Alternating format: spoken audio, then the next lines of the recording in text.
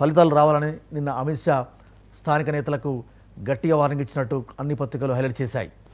Right, ఇక చర్చలకు వెళ్దాం. చర్చలో పాల్గొన్నారు పాపారావు గారు అనలిస్ట్, భానుప్రకాష్ రెడ్డి గారు భారతీయ జనతా పార్టీ నుంచి, డాక్టర్ సుధాకర్ గారు టీడీపీ, మోహన్ రెడ్డి గారు వైసీపీ నుంచి. రైట్, పాపారావు గారు నమస్కారం. ఒక్క 5 నిమిషాలు తెలంగాణ ఇష్యూలోకి వెళ్ళి బీజేపీ నిన్న అమిత్ షా వచ్చారు. అమిత్ షా చాలా సీరియస్గా చెప్పినట్టు అన్ని పేపర్లు హైలైట్ చేశాయి. 35% ఓట్లు, 10 సీట్లు లోక్సభ ఎన్నికలకు ఇదే బీజేపీ లక్ష్యం. నంబర్ 1. నంబర్ 2, కొన్ని పత్రికలు ఒక పత్రిక హైలైట్ చేసింది, పత్రిక పేరు నేను చెప్పకూడదు కానీ, బీజేపీని విడి కాంగ్రెస్లోకి ఈటెల రాజేందర్ అదేవిధంగా కొండా విశ్వేశ్వరరెడ్డి చేరుతున్నారు అని ఒక పత్రిక హైలైట్ చేసింది.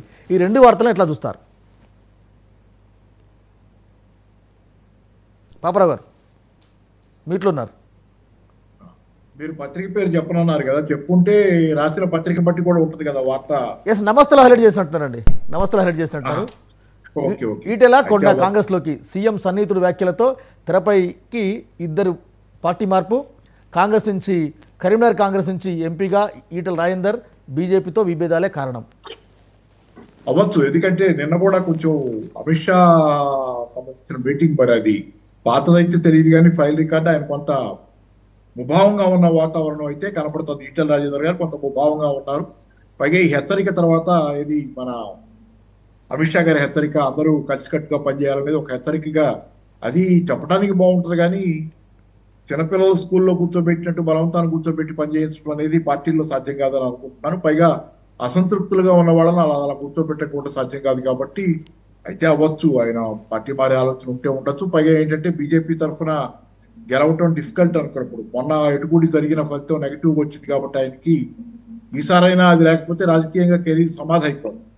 అలాంటి పరిస్థితి యాక్చువల్గా తెలంగాణలో వాతావరణం ఎలా ఉందంటే ఇప్పుడు ఆయన గనక తేరుకొని ముందుకు రాకపోయేటట్లయితే రాజకీయ వాతావరణం ఆయనకు వ్యతిరేకంగా మారే అవకాశం. కాబట్టి ఏంటంటే ఆయన పార్టీ మారే అవకాశాలు ఉంటే ఉండొచ్చు ఈటెల గారి వరకు. సరే, ఇక కొండా విశ్వేశ్వరరెడ్డి అంటే సరే చాలాసార్లు ఆయన చాలా గట్టిగా మాట్లాడారు.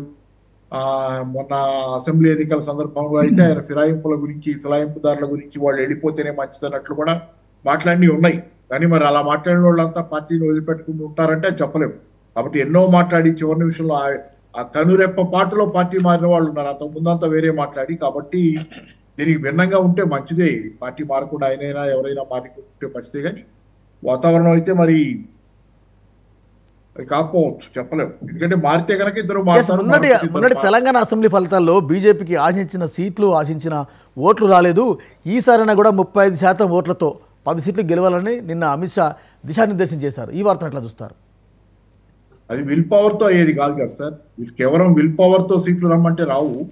ఈ 2-3 నెలల కాలంలో కాంగ్రెస్ ఎంత అన్పాపులర్ అవుద్ది అనే దాని మీద ఆధారపడి ఉంటుంది. ఆ అన్పాపులర్ అయిన ఓటు బీజేపీకే షిఫ్ట్ అవ్వాలని ఏమీ లేదు. ఎందుకంటే అన్పాపులర్ అయింది చాలా మంది, ఇప్పటికే చాలా మంది ఫీలింగ్ ఏంటంటే పొరపాటు జరిగింది, బీజేపీని ఓడించుకొని అదే బీఆర్ఎస్ ను ఓడించుకుని అనే ఫీలింగ్ లో ఉన్నారనేది మనకి నేను నిన్న కూడా చెప్పాను ఒక సందర్భంలో. ఆ హిందూ సిఎస్డిఎస్ రాజనీతి సర్వే అనుకుంటా, హిందూ సర్వే, దాని ప్రకారంగా 67% జనాలు సంతృప్తిగా ఉన్నారు ఇది బీఆర్ఎస్ పాలనతో. కానీ వాళ్ళు ఎమ్మెల్యేల మీద కోపంతో ఓటేసిన ఓటు అంతిమంగా పార్టీ అధికారంలోంచి పోవటానికి కారణమైంది. కాబట్టి అది ప్లస్ ఇప్పుడు ఇది కాంగ్రెస్ వైఫల్యాలు కనుక కలిసేటట్లయితే ఆ ఓటు మళ్ళీ తిరిగి బీఆర్ఎస్ కు వెళ్ళుద్ది కానీ బీజేపీ వైపు మొగ్గదు. ఎందుకంటే 2-3 నెలల కాలంలో జరిగే పరిణామం కాదు, అది లాంగ్ టర్మ్ పట్టుద్ది దానికి కూడా. అందుకని ఏంటంటే 35% ఓట్లు అనేది బహుశా టార్గెట్ పెట్టుకుంటే వాళ్ళు మంచి లక్ష్యం పెట్టుకుని పనిచేయచ్చు. కానీ మీరు అన్నట్లు ఇందాక ఈటెల గారు కనుక కొండా విశ్వేశ్వరరెడ్డి గారు కనుక పార్టీ మారితే అది చావు దెబ్బ. పైగా 8 సీట్లు అసెంబ్లీ గెలిచిన తాలూకు ఫలితం కూడా లేకుండా ఇంకా దిగజారుద్ది. 35 సీట్లు రావటం కాదు, 30% ఓట్లు రావటం కాదు, ఇంకా దిగజారే ప్రమాదం ఉంటుంది. ఎందుకంటే వాళ్ళిద్దరు వెళ్ళిపోతే అది నైతికంగా పెద్ద దెబ్బ పార్టీకి. Yes, right. భానుప్రకాష్ రెడ్డి గారు నమస్కారం, గుడ్ మార్నింగ్. నమస్కారం, గుడ్ మార్నింగ్ అన్న. రైట్, తెలంగాణలో బీజేపీ హడావుడి మొన్న ఎన్నికలు కనిపించింది, లోక్సభలో కూడా కనిపించబోతుంది. నిన్న అమిత్ షా వచ్చారు. ఆంధ్రప్రదేశ్లో రాజకీయాలు ఎడిపోతున్నాయి, బీజేపీ